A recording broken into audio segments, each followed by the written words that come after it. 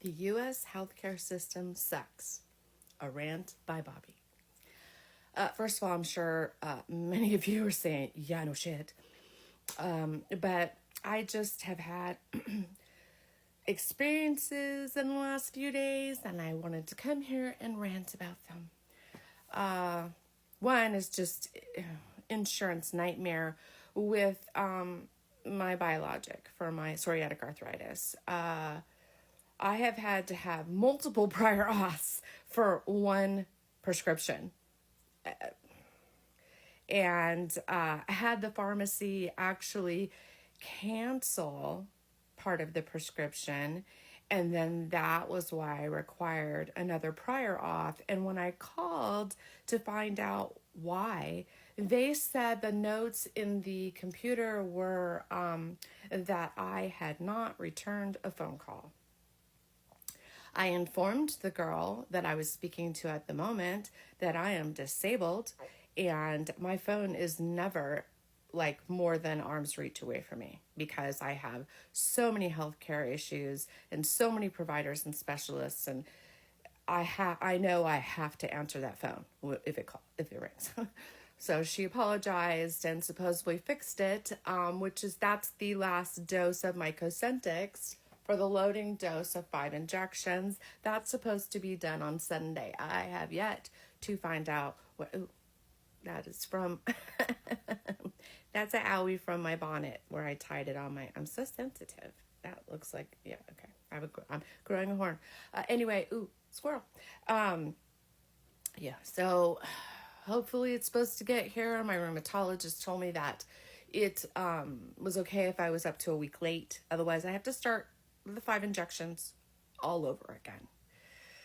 My biggest rant, and if you've stayed until this point, this is the meat of the situation, is that if you've seen my past videos, you know that I finally found a doctor at a pain clinic that listened and cared.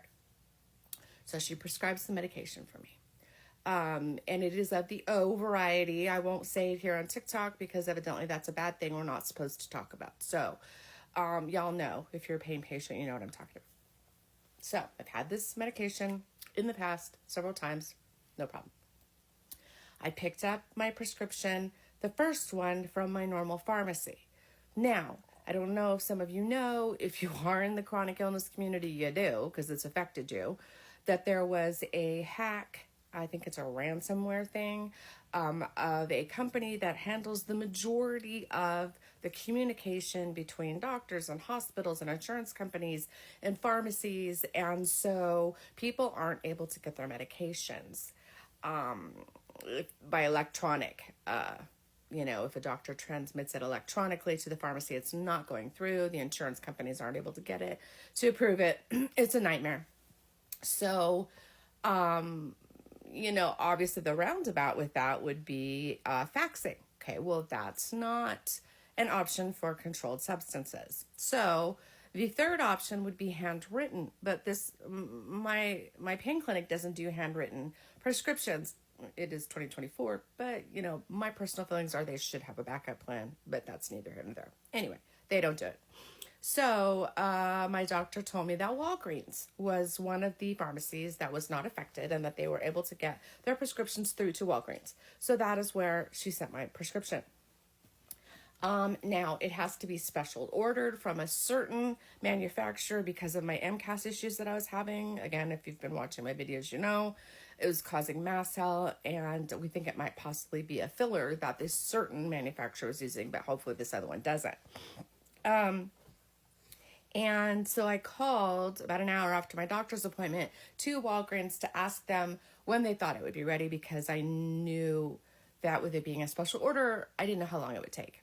I was met with rude people. There was an issue. I finally got through to the pharmacist, and I was told that this medication requires a prior authorization.